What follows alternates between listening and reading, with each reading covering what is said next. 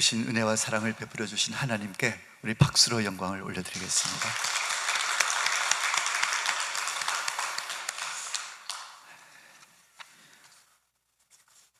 우리 인생을 한마디로 표현한다, 정의한다라고 한다면 어떤 말로 표현을 할 수 있겠습니까? 내 인생은 이렇다, 내 인생은 이것이다, 한마디로 정의를 한다고 한다면 여러분들은 어떤 표현을 쓰실 수가 있겠습니까? 제가 볼 때는 이미 찬양대의 찬양 속에 답이 있는 줄로 압니다. 하나님의 은혜인 줄로 믿습니다. 이거 외에는 우리 그리스도인의 삶을 정의할 방법이 없습니다. 하나님의 은혜. 살아온 지난 과거도 하나님의 은혜이고, 지금을 살고 있는 현재도 하나님의 은혜이고, 또 앞으로 우리가 살아갈 미래도 하나님의 은혜로 살아가는 존재가 바로 우리의 모습인 줄로 믿습니다.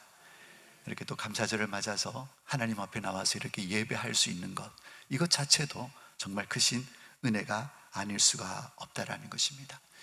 지난 한 주를 돌이켜봐도 우리가 숨쉬고 먹고 마시고 만나고 이야기하고 눕고 일어서고 순간순간 사소한 모든 일들마다 우리 하나님은 은혜의 손길로 역사를 하고 계셨는 줄로 믿습니다. 때로는 일이 잘 풀릴 때가 있습니다. 그럴 때 세상 사람들은 뭐라고 얘기를 합니까? 운이 좋았다, 기회가 좋았다, 이렇게 얘기를 하지만 우리 믿음의 사람들은 어떻게 고백합니까? 다 하나님의 은혜입니다, 이렇게 고백을 해야 될 줄로 믿습니다. 내 삶의 크고 작은 모든 일들 다 하나님의 손길 속에서 이루어지는 은혜의 역사이다, 이런 분명한 고백이 우리 모든 성도님들 가운데 있기를 예수님의 이름으로 축복합니다. 오늘 우리가 읽은 고린도전서 15장 10절 이 말씀은 이 사도 바울이 이 은혜의 이 진리를 깊이 깨닫고 한 고백인 것입니다.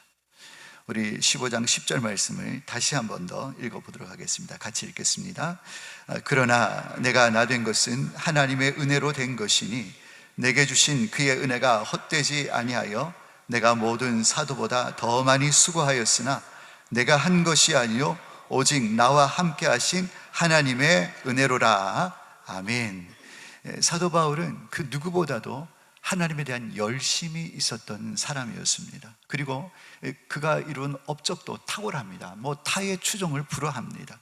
그런데도 불구하고 사도 바울은 그 자기의 열심과 일어났던 모든 업적을 두고 자랑하지 않고 이 모든 것이 다 하나님의 은혜입니다 라는 고백으로 일관하고 있습니다.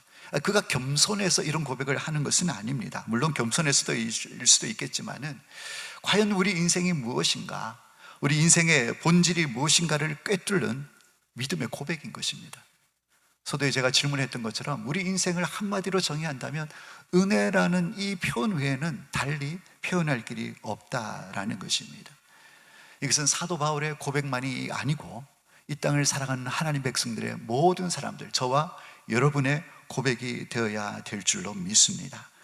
나의 나 된 것은 하나님의 은혜로 된 것이라. 이 이상의 고백이 없다라는 것이죠. 여러분, 우리의 과거를 한번 생각해 보시길 바랍니다. 우리는 하나님의 은혜가 없었다고 한다면 멸망으로 끝나야 될 존재가 과거의 우리의 모습이었습니다. 사도 바울은 자신의 모습을 속이지 않았습니다. 있는 그대로 숨기지 않고 드러냅니다. 오늘 10절을 읽었습니다만 9절 말씀에 보면 또 이렇게 고백이 되어져 있습니다. 나는 사도 중에 가장 작은 자라. 나는 하나님의 교회를 박해하였으므로 사도라 칭함받기를 감당하지 못할 자니라. 자기 스스로를 고백하기를 하나님의 교회를 박해하는 자였다, 핍박자였고 회방자였다, 이 자기의 과거의 모습을 솔직하게 고백하고 있는 것을 볼 수가 있습니다. 그렇습니다. 사도 바울은 하나님의 교회를 무너뜨리고 파괴하는 자였습니다. 과거에 예수 믿기 전에 그런 삶을 살았다라는 것이죠. 우리가 아는 스데반 집사님이 순교할 때 그 순교의 현장에도 사도 바울이 있었습니다. 돌을 던지는 사람이 겉옷을 벗어서 다 사울 앞에 던져두었다고 했습니다. 돌을 던지는데 걸리적거려서 겉옷을 벗었는지는 모르겠습니다. 어쨌든 이 사도, 그때는 사울이죠. 사울 앞에 그 옷을 벗어놨다는 얘기는 뭐냐면 이 사울도 이 스데반 집사를 죽이는 일에 가담했던 사람이다 라는 것을 우리가 이해할 수가 있다라는 것이죠. 그리고 사도행전 8장 1절 말씀에 보면 이 사울이 이제 변화되기 전 사울이 이 스데반 집사님의 죽음을 마땅한 것으로 여겼다라고 말씀을 하고 있습니다. 그렇게 교회를 핍박하던 사울을 우리 주님께서 멈춰 세우셨습니다. 이 사울이 대제사장에 가서 공문을 받아서 다메섹에 있는 이 그리스도인들을 핍박하기 위해서, 잡아오기 위해서 공문을 들고 다메섹으로 가는 그 길에서, 그 도상에서 바로 부활하신 예수님을 만나게 되는 것이죠. 예수님은 말씀하십니다. 사울아 사울아, 네가 왜 나를 박해하느냐. 하늘에서 들리는 이 음성을 듣고 이 음성 앞에 사울은 꿇어 엎드려지게 되는 것입니다. 그때 주님을 만나고부터 그의 인생은 180도 바뀌게 되는 것입니다. 이것이 바로 사울에서 바울이 되는, 그래서 바울이 바울 되게 하는 은혜의 시작이 바로 이 다메섹 도상에서 예수님을 만남으로 말미암아 그의 인생이 완전히 바뀌게 된 것입니다. 우리도 마찬가지입니다. 우리도 예수 믿기 전에는 우리도 예수님을 대적하는 자들이었습니다. 그리고 죄를 먹고 마시고 살면서 결국은 본질상 진노의 자녀로 하나님의 심판을 받아서 망할 수밖에 없는 존재, 그것이 바로 저와 여러분들의 모습이었다라는 것입니다. 근데 그런 내가 예수를 나의 구주로 믿고 죄에서 돌이켜서 구원받아서 하나님의 자녀가 되는 권세를 누리고 있는 줄로 믿습니다. 이것이 바로 나의 나됨의 은혜의 시작인 것입니다. 예수를 나의 구주로 믿고 영접해서 하나님의 자녀가 됨으로 말미암아 나의 나됨의 은혜가 그때부터 시작이 되어졌다라는 것입니다. 사랑하는 여러분, 믿음은 은혜인 줄로 믿습니다. 예수를 나의 구원자와 주인으로 믿는 이 믿음, 철저한 하나님의 은혜임을 우리가 믿음으로 고백해야 하는 것입니다. 에베소서 2장 8절 말씀에 이렇게 말씀하고 있습니다. 너희는 그 은혜에 의하여 믿음으로 말미암아 구원을 받았으니 이것은 너희에게서 난 것이 아니요 하나님의 선물이라. 너희는 그 은혜에 의하여 믿음으로 말미암아 구원받았으니 그랬습니다. 여러분, 구원은 믿음으로 받는 줄로 믿습니다. 구원은 믿음으로 받는데 그 믿음이 무엇이냐라고 했을 때 에베소서 2장 8절 말씀에는 너희는 그 은혜에 의하여 믿음으로 말미암아 그랬습니다. 다시 얘기해서 믿음은 은혜로 의해서 생겨난 게 된 줄로 믿으시길 바랍니다. 믿음은 내 노력, 내 의지가 아니라 하나님의 은혜의 선물이다라고 말씀을 하고 있는 것입니다. 그러니까 하나님의 은혜가 없었다고 한다면 우리는 믿음을 가질 수가 없어요. 믿음을 가질 수 없으면 예수를 믿을 수 없고, 그러면 구원받을 수가 없다라는 것입니다. 그래서 믿음도 구원도 모두 다 하나님의 철저한 은혜인 줄로 믿습니다. 여러분, 구원뿐만 아닙니다. 우리가 누리고 있는 현재의 모든 것이 은혜인 줄로 믿습니다. 구원받아서 하나님의 자녀가 되어서 오늘을 살고 있는, 현재를 살고 있는 나의 모든 것, 내가 누리고 영위하고 있는 모든 것이 하나님의 은혜인 줄로 믿습니다. 사랑하는 가족을 주신 것, 건강을 주신 것, 자녀를 주신 것, 마음껏 일할 수 있는 일터를 주신 것, 섬길 수 있는 교회를 주시고 우리에게 직분과 사명을 주시고 또 그것을 감당할 수 있는 힘과 능력을 주신 것, 이 모든 것이 하나님의 은혜인 줄로 믿습니다.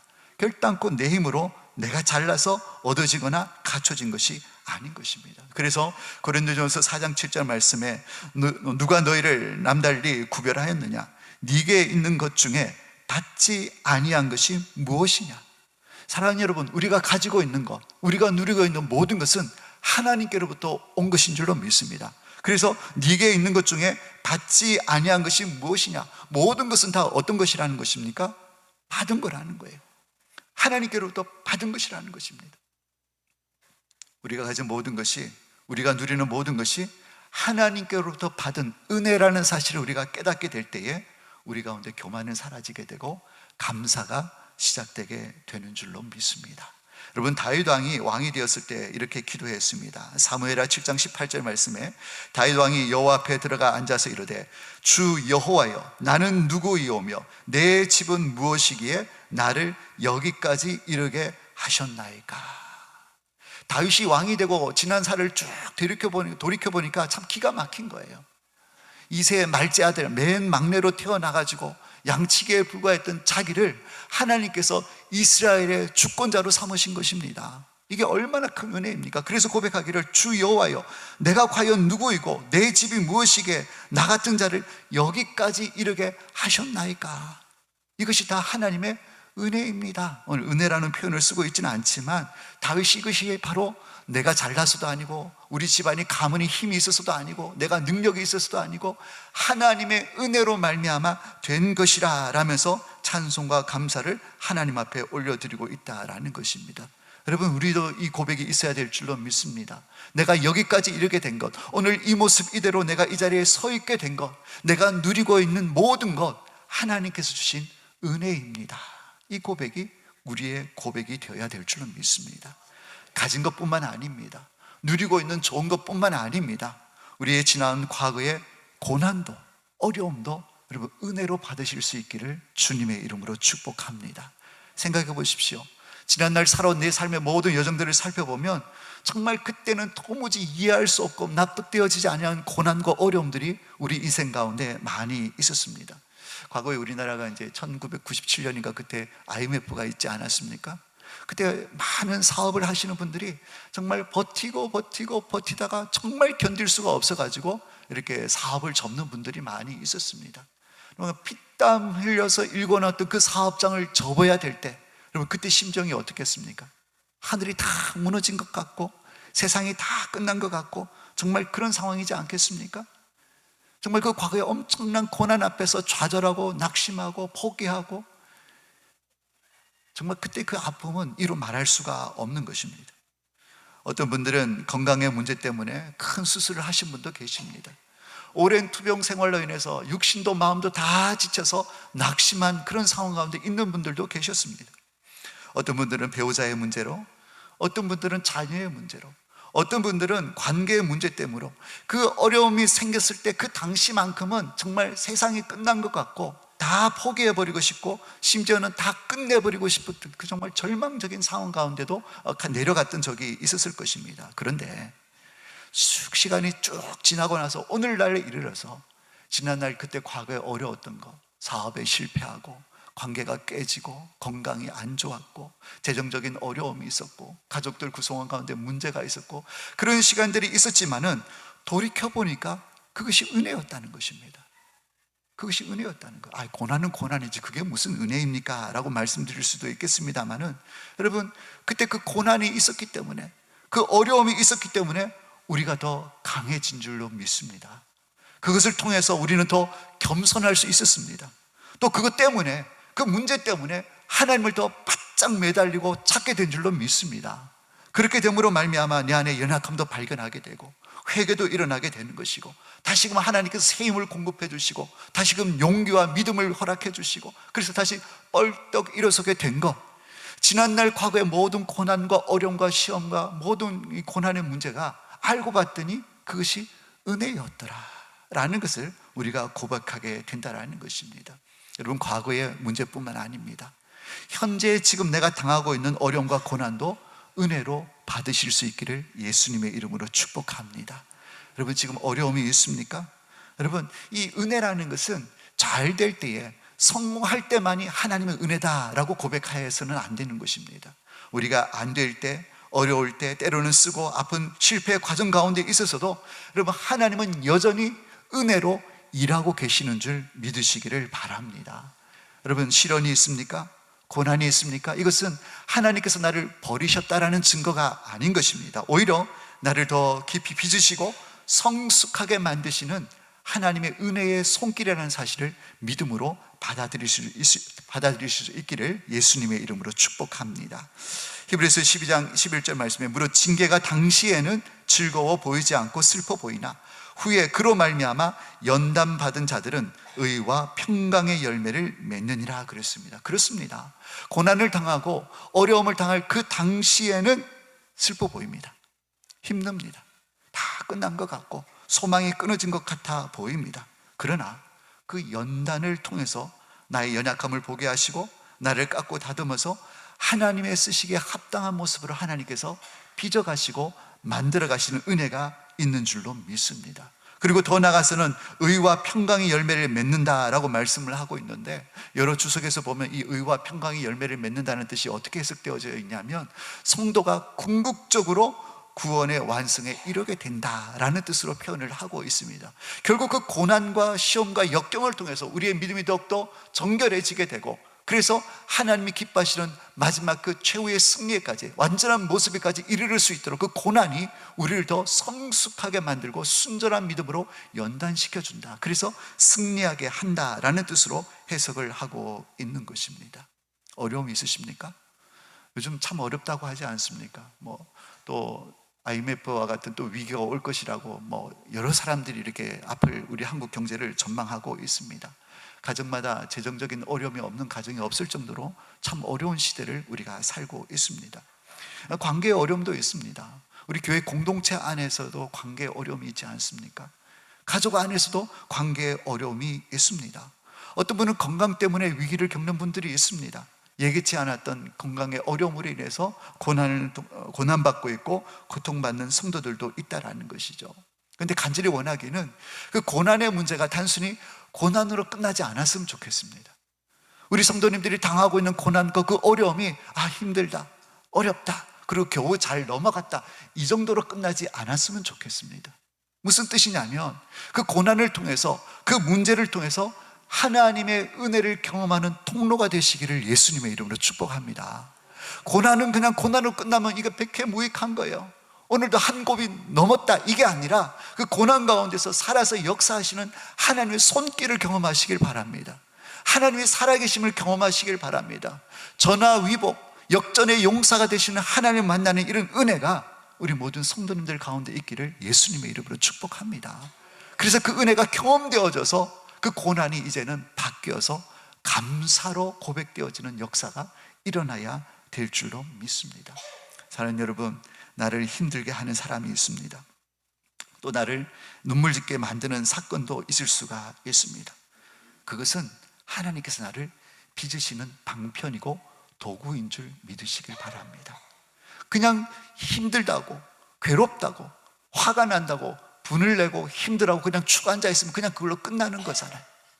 그러나 그것 때문에 하나님 앞에 나가서 엎드려서 기도하면 하나님께서 그 고난을, 그 위기를 은혜로 바꾸어 주시는 줄로 믿습니다. 기도할 때 은혜로 바뀌어지는 역사가 일어나게 되는 것입니다. 처음에는 고난 때문에 기도했고 이 슬픔 때문에 하나님 앞에 나와서 기도했는데, 기도하다 보니까 나를 발견하게 되는 거예요. 나의 연약함을 발견하게 되고 내 죄악을 발견하게 됩니다. 그러면 회개하게 되겠죠. 성경적인 원리는 그렇습니다. 회개하면 죄를 용서해 주시고 그 다음에 회복되어지는 것입니다. 처음에는 문제 때문에 하나님 앞에 들고 나갔지만 그 문제를 가지고 기도할 때, 기도할 때 자기를 발견하게 된다는 것입니다. 자기의 연약함을 발견하게 된다는 것입니다. 자기의 죄악을 발견하게 된다는 것입니다. 그러면 회개가 이루어지게 되죠. 그리고 하나님 앞에 회개하게 되면 하나님은 죄를 용서해 주십니다. 그때의 회복의 역사가 일어나게 되는 줄로 믿습니다. 그런데 분노가 있습니다. 상처가 있습니다. 그럼에도 불구하고 기도하지 않으면 그냥 분노는 분노로 남아 있습니다. 상처는 상처로 남아 있습니다. 물론 세월의 약이라고 그러죠. 시간이 지나가면 분노가 사라들고 상처가 아문 것 같아 보이지만 그렇지 않습니다. 마귀가 언제든지 격동시키면 그 분노는 이전보다 더 강력한 분노로 발하게 되는 것이고, 상처는 더 회복될 수 없을 만큼 더 깊은 골로 우리에게 새겨지게 되는 것입니다. 기도하지 않으면 분노의 노예가 되는 것입니다. 기도하지 않으면 감정과 기분에 따라서 신앙생활을 할 수밖에 없는 것입니다. 그렇게 되면 상대도 죽이고 나도 죽고 공동체도 죽는 것입니다. 기도해야 합니다.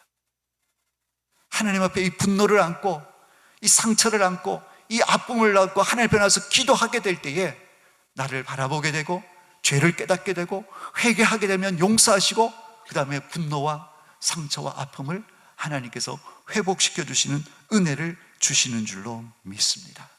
그런 은혜가 우리 가운데 임해서 그 다음에 나오는 고백이 무엇입니까? 하나님의 은혜입니다. 이 고백이 나오게 되는 것입니다. 사랑하는 여러분, 내 안에 사그라들지 않는 분노가 있습니까? 불타는 미움이 있습니까? 상대를 향한 원망이 남아 있습니까? 하나님의 은혜를 붙들기 위해서 조금만 더 기도에 힘을 내시기를 주님의 이름으로 축복합니다. 기도하는데 소망이 있습니다. 고난을 기회로 삼으시기를 바랍니다. 하나님의 크신 은혜를 체험하는 기회로 삼아야지 그냥 고난을 고난으로 내버려 두지 마십시오. 상처를 상처로 그냥 내버려 두지 마십시오. 바꿔야죠. 회복시켜야죠. 기도할 때 그런 역사가 일어나게 되는 것입니다. 하나님이 힘들지만 고난을 통해서 제 교만이 꺾여지게 하시고 하나님을 더 찾게 하여 주시고 제 믿음이 더욱더 깊어지게 해 주옵소서. 이렇게 기도하면서 하나님 앞에 나아가시는 우리 모든 성도님들이 다 되시기를 예수님의 이름으로 축복합니다. 나의 나됨 하나님의 은혜입니다. 그러나 또 하나님의 은혜가 있습니다. 내가 하는 모든 수고와 열매도 하나님의 은혜인 줄로 믿습니다. 오늘 10절 말씀 하반절 말씀을 제가 읽겠습니다. 내가 모든 사도보다 더 많이 수고하였으나 내가 한 것이 아니요 오직 나와 함께 하신 하나님의 은혜로라 그랬습니다. 이 사도 바울은요, 우리가 알다시피 누구보다도 수고와 애를 많이 쓴 사람입니다. 그리고 사역의 열매도 엄청나게 많은 사람입니다. 그런데 특별히 그의 수고를 보면 고린도후서 11장에 보면 사도 바울이 자기의 사역 가운데 얼마나 어려움이 많았는가를 쭉 나열을 하고 있습니다. 매도 엄청나게 많이 맞았습니다. 감옥에 갇히기도 했습니다. 굶주리기도 했습니다. 배를 타고 가다가 배가 파손해서 물에 빠져 죽을 뻔한 위기도 여러 번 있었습니다. 정말 말할 수 없는 수고와 고생을 사도 바울이 했다라는 것이죠. 그러면서 이런 수고, 내가 이만큼 했다고, 내가 이렇게 수고했다고 사도 바울은 자랑하지 않았습니다. 그의 고백은 분명했습니다. 그건 내가 한 거 아니라고. 그건 내가 한 것이 아니라 오직 하나님의 은혜입니다. 내가 그렇게 열심히 수고했지만 남들이 볼 때 야, 대단하다, 어떻게 그렇게까지 할 수 있느냐? 사도 바울은 no, 아닙니다. 제가 한 거 아닙니다. 하나님의 은혜로 된 것입니다. 이것이 사도 바울의 고백이었다라는 것이죠. 사랑하는 여러분, 우리의 수고의 시작은 하나님의 은혜입니다. 내 안에서 뭐 해야지 해가지고 내 안에서 나온 것이 아니라 하나님이 은혜 주셔서 우리가 수고하게 된 줄로 믿으시길 바랍니다. 좀 이해가 어려울 수 있을지 모르겠습니다만은 빌립보서 2장 13절 말씀에 이렇게 기록이 되어져 있습니다. 너희 안에서 행하시는 이는 하나님이시니 우리 안에서 행하시는 분이 하나님이시래요. 그 뒤에 자기의 기쁘신 뜻을 위하여 너희에게 소원을 두고 행하게 하시나니 그랬습니다. 그러니까 우리 안에서 일을 하시는 분은 하나님이신데 하나님께서 어떤 방법으로 일하시냐면 우리에게 뭘 주신다고요? 하나님이 기뻐하시는 소원을 우리에게 주신대요. 그래서 그 소원이 우리 가운데 생기면 그 소원 때문에 우리가 뭐 한다고요? 행한다는 것입니다. 그러니까 결국은 내가 행하고 수고하고, 예를 들어서 내가 뭘 먹고 싶다라는 마음의 소원이 생기게 되잖아요. 그럼 먹기 위한 노력을 해서 그걸 수고를 해서 그걸 내가 먹지 않습니까? 근데 먹고 싶다는 그 소원을 누가 주신다고요? 예를 든다면 그 소원을 하나님께서 주신다는 거예요. 내가 교회를 사랑하는 마음으로 섬기고 싶다, 내가 영혼을 구원하는 사랑하는 마음으로 전도에 힘쓰고 싶다, 그래서 전도해야 되겠다, 내가 교회에서 어떤 직분을 감당해야 되겠다, 이 소원을 누가 주신다고요? 하나님이 주신다고요. 내가 의지로 해봐야지 라서 생기는 게 아니라 그 소원, 기뻐하시는 그 소원을 하나님께서 주셔서 우리로 수고하게 하신다는 것입니다. 그러니까 사도 바울이 이렇게 열심히 수고하고 애썼던 것들은 결국 알고 보면 하나님이 주신 소원 때문에 한 것이기 때문에 이것은 내가 한 것이 아닙니다 라는 고백이 나오게 된다라는 것입니다. 우리가 행하고 애쓰고 노력하는 모든 것, 우리에게 소원을 주신 하나님께로부터 시작된 줄 믿으시기를 바랍니다. 그렇기 때문에 우리가 한 모든 일들은 하나님의 은혜입니다 라는 고백으로 귀결될 수밖에 없다라는 것입니다. 또한 어떤 은혜가 있습니까? 나와 함께 하시는 은혜가 우리에게 있습니다. 오늘 본문 말씀에 나와 함께 하신 은혜라고 사도 바울이 고백을 하고 있습니다. 하나님은 가만 지켜보시는 거로 끝내는 분이 아니십니다. 나와 함께 하시는 역사를 이루시는 하나님이신 줄로 믿습니다. 그러니까 우리가 일할 때에 우리 홀로 일한다, 나 혼자 일한다 생각하시면 안 된다라는 거예요. 마태복음 28장 20절 하반절 말씀에 내가 세상 끝날까지 너희와 항상 함께 있으리라 하시니라 그랬습니다. 하나님이 나와 항상 함께 있겠다고 약속해 주셨습니다.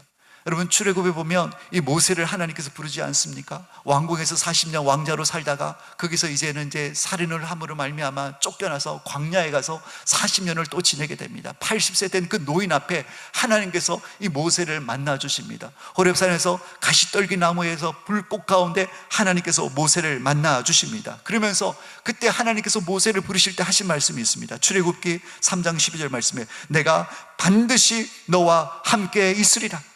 하나님께서 반드시 너와 함께 있겠다고, 네가 바로 앞에 갈 때도 두려워하지 말라고, 내가 너와 함께 한다고 하나님께서 약속을 주셨다는 거예요. 그 80세의 노인 그 모세가 민족을 향한 소망의 불을, 열망의 불을 다시 한번 지필 수 있었던 이유는 무엇이냐 하면 바로 내가 너와 함께 하겠다는 이 약속의 말씀 때문에 모세가 힘을 얻고 다시 일어서게 된 줄로 믿습니다. 여러분, 우리의 일상의 모든 사역들 가운데, 사역뿐만 아니라 우리의 모든 일상 가운데 하나님 우리와 함께 하시고 동행하고 계시는 줄 믿으시기를 바랍니다. 이것이 은혜입니다. 하나님이 내 편 되시니 사람이 나에게 어떻게 하겠냐는 거죠. 상황이 나를 어떻게 하겠냐는 거죠. 하나님이 내 편이신데 이런 은혜가 나와 함께 하고 있다는 사실을 늘 고백하고 감사하실 수 있기를 예수님의 이름으로 축복합니다. 나의 나된 것도 하나님의 은혜고 나의 수고조차도 하나님의 은혜다라고 했다고 한다면, 여러분, 이 은혜를 깨닫는 자는 은혜를 받은 자다운 반응이 있어야 하는 것입니다. 내가 이런 은혜를 받았다고 한다면 받은 자다운 태도가 우리 가운데 있어야 한다는 것입니다. 어떤 반응이 있어야 되겠습니까? 어떤 태도가 있어야 되겠습니까? 한마디로 감사입니다. 그런 엄청난 은혜를 받았는데 감사는 당연한 반응일 수밖에 없다라는 것이죠. 오늘 10절 말씀에 내게 주신 그의 은혜가 헛되지 아니하여 내가 모든 사도보다 더 많이 수고하였으나, 좀 이해가 좀 어려울 수는 있습니다. 그래서 현대어 번역본을 찾아보니까 이렇게 번역이 되어져 있습니다. 나는 이 자비와 은혜가 헛되지 않도록 다른 사도들보다 더 열심히 일하였습니다. 그러니까 사도 바울은 자기에게 받은 은혜가 너무 큰 거예요. 너무 감격한 거예요. 너무 감사한 거예요. 그래서 다른 어떤 사도보다도 더 열심히 하나님 나라를 위해서 일을 했다, 이 뜻인 것입니다. 받은 은혜가 너무 크니까, 너무 감사하니까 그 은혜의 반응이 무엇입니까? 내가 주를 위해서 더 열심히 내가 사역하고 사명 감당하리라. 이것이 바로 사도 바울의 은혜 받은 자의 반응이었다라는 것입니다. 여러분, 우리가 은혜를 받았는데 그게 반응하지 않는다고 한다면 그것은 은혜를 모르는 것입니다. 근데 배은망덕이라는 표현이 있지 않습니까? 은혜에 대해서 배반하는 거죠. 누가복음 7장에 보면 예수님께서 바리새인 시몬 집에 식사 초대를 받았습니다. 예수님께서 이 시몬의 집에 들어가서 같이 음식을 먹으려고 앉아 있는데 그때 한 여인이 향유옥합을 가지고, 향유옥합 정말 귀한 향품이거든요. 그걸 가지고 와서 예수님의 발 위에 붓고 이렇게 하는 모습을 우리가 보게 됩니다. 근데 시몬이 봤을 때 그걸 참 못마땅하게 여겼어요. 저 비싼 거를 발에다 저래 붓고 그 행위를 못마땅하게 여겼다는 것이죠. 그때 예수님께서 이 시몬의 마음을 아시고 한 가지 비유를 드십니다. 어떤 비유를 드시냐면, 어떤 사람이 500데나리온의 빚을 졌대요. 대략 우리 원화로 지금 시세로 대략 환산을 하면 약 7천만 원 정도 됩니다. 어떤 사람이 7천만 원의 빚을 졌습니다. 또 다른 사람이 있습니다. 이 사람은 50데나리온의 빚을 졌습니다. 그러니까 얼마 정도 되겠습니까? 700만 원 정도 되겠죠. 10배니까 500에서 50이니까 700만 원 정도 빚을 졌다는 것이죠. 그런데 이 빚을 채권자가 이거를 다 탕감해 줬어요. 야, 너 7천만 원 안 내도 돼. 너 700만 원 안 갚아도 돼. 내가 다 떨이 해줄게. 다 이렇게 제해 줄게 라고 했을 때에, 예수님의 비유입니다, 이 빚을 탕감받은 500데나리온과 50데나리온 탕감받은 두 사람 중에 누가 탕감한 자를 더 사랑하겠느냐 질문을 했습니다. 시몬에게. 여러분, 7천만 원을 탕감받은 사람하고 700만 원을 탕감받은 사람하고 어떤 사람이 탕감해 준 사람을 더 사랑하겠습니까? 700만 원? 7천만 원. 10배나 넘게 더 큰, 이 정도 엄청난 금액을 탕감받은 사람이 10분의 1 탕감받은 사람보다도 더 사랑하는 것은 마땅한 반응이다라는 거죠. 왜요? 받은 은혜와 사랑이 크니까. 받은 은혜와 사랑이 크니까 더 감사하고 기뻐하는 것은, 더 사랑하는 것은 지극히 당연한 일이라는 거예요. 그러면서 예수님께서 시몬에게 말씀합니다. 야, 나는 너 식사 초대해서 너희 집에 왔는데 이 집에 들어올 때 너 내 발 씻을 물도 안 줬다? 당시 이제 이 신발이 슬리퍼잖아요. 샌들이거든요. 그러니까 가장 더러운 게 발이에요. 그래서 주인이 바깥다 나갔다 들어오면 종들은 주인의 발을 씻기고 그런 문화가 있었습니다. 그러니까 어떤 집에 초대받아서 들어가면 가장 더러운 발을 씻을 수 있도록 물을 내어주는 건 당연한 정결 규례였습니다. 그런데 예수님을 초대해놓고 이 바리새인 시몬은 발 씻을 물도 안 줬다는 거예요. 그리고 너는 내 머리에 그 흔해 빠진 올리브유, 감람유조차도 붓지 않았는데 이 여자는 이 집에 내가 들어올 때부터 눈물로 내 발을 씻기고 머리털로 닦고 정말 그 귀한 이 감람유와 비교할 수 없는 정말 귀한 그 향유를 내 발에 부어드렸다. 그래서 예수님께서 뭐라고 얘기를 합니까? 누가복음 7장 47절 말씀에 그녀는 많은 죄를 사함 받았기 때문에 나를 많이 사랑했고 적게 사함을 받은 자는 적게 사랑한다 라고 예수님께서 말씀하셨습니다. 그 여인이 그 값비싼 향유 옥합을 예수님의 발에 부어드렸던 이유가 무엇입니까? 예수님을 사랑하는 마음이 컸기 때문에 그래요. 구체적으로 얘기는 하고 있지 않습니다만 그 여인이 많은 죄를 용서받았어요. 많은 죄를 용서받았어요. 엄청난 죄를 용서받은, 주님께 용서받은 그 사랑이 너무나 크니까, 그 은혜가 너무 크니까 주님을 사랑하는 마음도 너무 커서 자기가 아껴놓았던 시집갈 미천이라고 주석에는 얘기하는 데도 있습니다만은 그 엄청난 향유 옥합을 주님 발에 부어드리는 것은 받은 은혜가 크기 때문에 그 큰 사랑으로 보답을 하는 것입니다. 근데 왜 시몬은 발 씻을 물도 안 줬습니까? 감람유도 안 줬습니까? 그런 주님을 향한 사랑이 없는 거예요. 받은 은혜가 없다라고 생각하고 있기 때문에 주님을 그렇게 대접을 했다라는 것입니다. 사랑하는 여러분, 감사가 없다라는 것은 결국 나는 하나님께 받은 은혜가 없다라는 착각입니다. 받은 은혜가 없습니까? 아니죠. 말할 수 없는 은혜를 우리가 받았습니다. 감사가 없다라는 것은 결국 하나님의 은혜를 모른다는 것입니다. 배은망덕이라는 것이죠. 오늘 우리가 추수감사절을 지키고 있습니다. 하나님께서 베푸신 은혜와 사랑을 깨닫는다고 한다면 비단 오늘에 드려지는 감사뿐만 아닙니다. 오늘의 감사뿐만 아니라 우리 주님께서 생명을 주셔서 사랑하신 이 교회를 사랑할 수 있어야 합니다. 왜냐하면 그게 은혜 받은 자의 마땅한 태도이기 때문에 그렇습니다. 뜨겁게 주님을 사랑하는 마음으로 주님의 몸된 교회를 섬기고 그리고 다 해놓고 이것이 하나님의 은혜입니다 라고 고백할 수 있는 그런 우리 모든 성도님들이 다 되시기를 예수님의 이름으로 축복합니다. 여러분, 지금까지 인생을 살아오시면서 누군가에게 도움을 받아본 경험이 있으실 것입니다. 저도 살면서 도움을 받은 적이 많이 있습니다. 생각해 보십시오. 나에게 엄청난 도움을 준 사람이 있습니다. 재정이 정말 부족해서 급하게 마가의 돈이 필요한데 정말 누구 하나 빌려주는 사람인데 선뜻 큰 돈을 탁 내주는 분이 있었던 그런 경험도 있을 수가 있을 것입니다. 어떤 분은 이식 수술을 해야 되는데 맞는 사람이 없어가지고 막 그러고 있는데 누군가가 기증자가 나타나서 그걸 이식하게 돼서 새 생명을 얻게 되는 이런 경험도 한 사람도 있을 것입니다. 만약에 여러분들이 누군가로부터 큰 도움을 받았다고 한다면, 다른 말로 하면 큰 은혜를 입은 경험이 있다고 한다면 그 은혜를 준, 도움을 준 사람에 대한 내 반응은 어떻겠습니까? 그냥 입 싹 닫고 그냥 모르는 척하고 삽니까? 제일 먼저는 감사하겠죠. 먼저 입술에 감사가 있을 것입니다. 감사하다고. 당신 아니면 나 죽을 뻔했다고. 당신 아니면 우리 사업 정말 길바닥에 내앉고 끝날 뻔했다고 감사로 고백하겠죠. 그리고 입술에 감사로 끝납니까? 그 사람이 뭔가 필요하다고 한다면, 그 사람이 기뻐할 만한 것이 있다고 한다면 뭐라도 내가 그 사람을 도와주고 그 사람을 위해서 선물하고 이런 마음이 생기지 않습니까? 당연하죠. 받은 은혜가 있고 감사가 있으니까. 그런데 은혜를 받았으면서 감사로, 은혜로 여기지 아니하면 감사하지 못합니다. 아니, 감사할 수가 없습니다. 감사는 은혜 받은 자의 마땅한 반응입니다. 마땅한 반응인 것입니다. 그리고 더 많은 수와 섬김으로 나타납니다. 그것이 바로 은혜 받은 자의 합당한 태도인 것입니다. 사랑하는 여러분, 우리 인생을 돌이켜보면 좋은 날도 있고 눈물 나는 날들도 있었습니다. 그때 순간에는 알 수는 없었지만 그러나 여전히 하나님의 은혜가 항상 우리와 함께해 오신 줄로 믿습니다.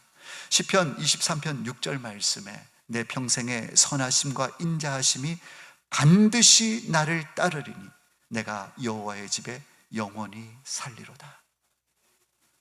내 평생에 하나님의 선하심과 인자하심의 은혜가 반드시, 이건 분명하다는 거예요. 뭐 어떤 때는 따랐다가 어떤 때는 안 따랐다가 아니라 반드시 나를 따르니. 사랑하는 여러분, 이것을 믿음으로 받으시길 바랍니다. 우리가 천국 가는 그 순간까지 하나님의 선하심과 인자하심의 은혜가 항상 우리를 따라다니는 줄로 믿습니다. 따라올 것입니다. 경험되어질 것입니다. 여러분, 이 은혜를 우리가 믿음으로 받아들이시길 바랍니다. 그래서 우리는 매 순간마다 분초마다 하나님의 은혜 속에 살아가는 존재입니다. 그래서 우리가 고난을 당해도, 어려움을 당해도, 핍박을 당해도 그 가운데서도 하나님의 은혜는 여전히 역사하고 있다라는 믿음을 가져야 하는 것입니다. 그래서 범사에 우리는 감사해야 하는 것입니다.